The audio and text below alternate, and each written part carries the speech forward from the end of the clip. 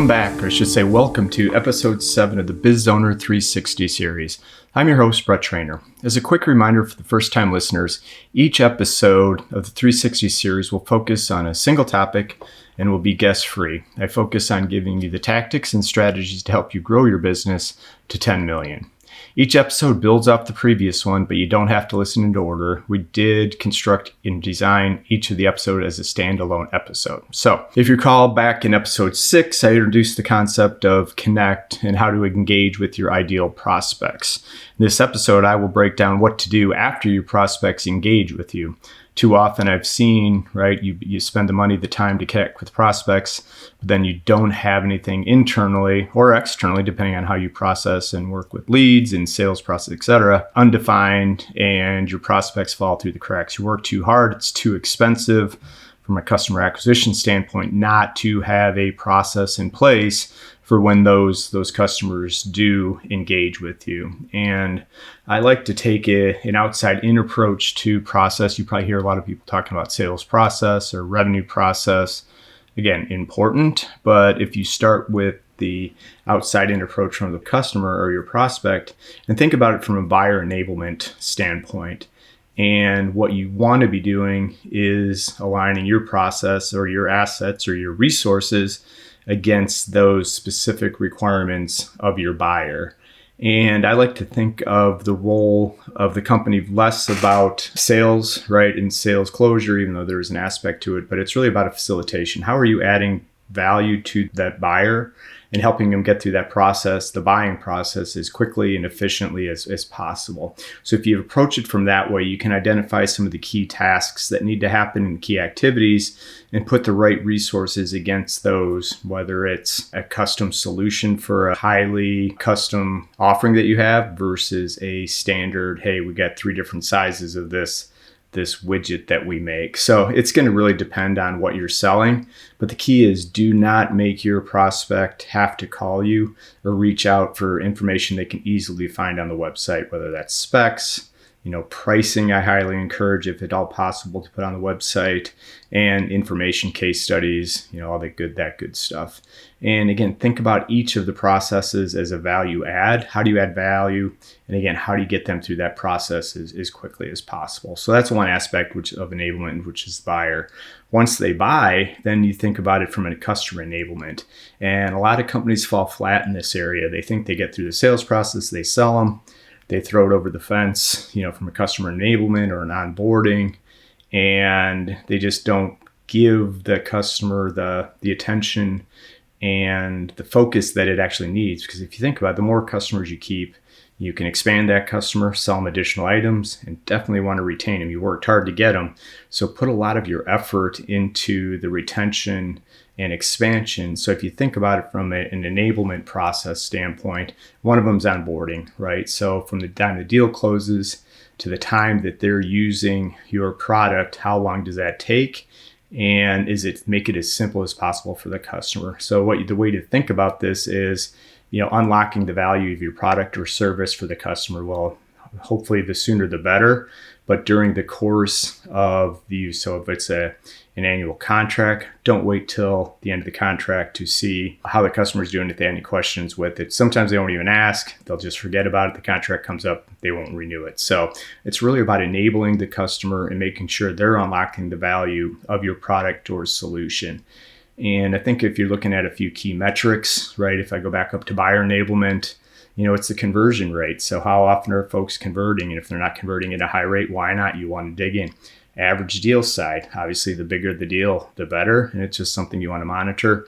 And then the sales cycle. I kind of referenced this in the Connect episode, that the better that you do providing them the information, showing them the value up front, the shorter the sales process and the sales cycle will be. Then looking at from an enablement standpoint, time to value is a big one. So the time they write the check or sign the contract, how quick to the realizing value from your product or solution. Retention, just touched on that, how you got to keep your customers, expansion and renewals, so think about those from a key metrics standpoint.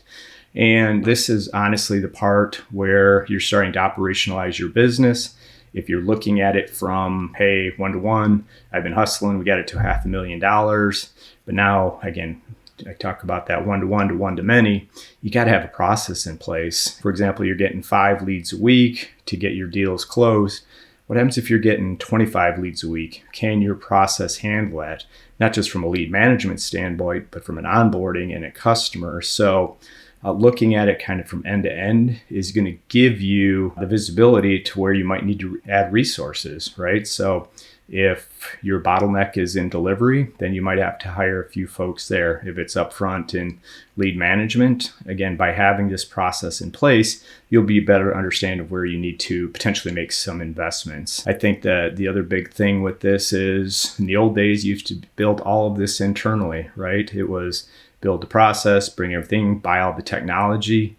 Now with key partners that are really good in certain aspects of the business, such as lead gen, or from a tech standpoint, could you move it to the cloud? That there's potentially partners and or contractors that you may not have to have an employee up front until you really understand where the value add is going to be within those processes. So I'll leave you with a kind of a key saying that as you're looking through both buyer enablement and customer enablement, look at it through the lens of eliminate. What tasks can you eliminate that's not adding any value and causing friction for the customer? If you can't eliminate it, can you automate it, right? So is there something that we can do that's repetitive? We can do it without the human touch. And lastly, if you can automate it, is it something that you can delegate? At the end of the day, you really want you and your team focused on all the value add opportunities with the customer, and then the standard type administrative tasks, figure out how to eliminate or automate those. Again, this episode probably could be 30 minutes to go super deep in it, but I just wanted to give a framework to think about, right, the two aspects of the enablement, the buyer and the customer, and how to start thinking about the key tasks and activities, but map it back to the way the customer wants to buy and the way the customer wants to use your product. You'll have a lot more success than if you try to take the standard conventional wisdom. Hey, this is the way sales and marketing works. That's what I need to do. I need to add salespeople. You don't necessarily have to do it.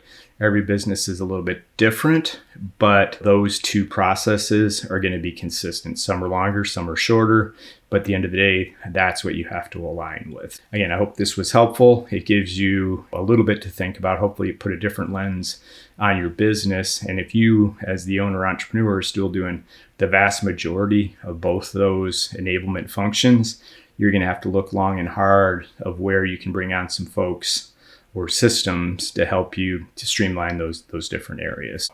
That's it for this week. Next week, we'll get into one of my favorite topics, which is support, right? I could build support into the 3, right? Connect, enable as part of the process.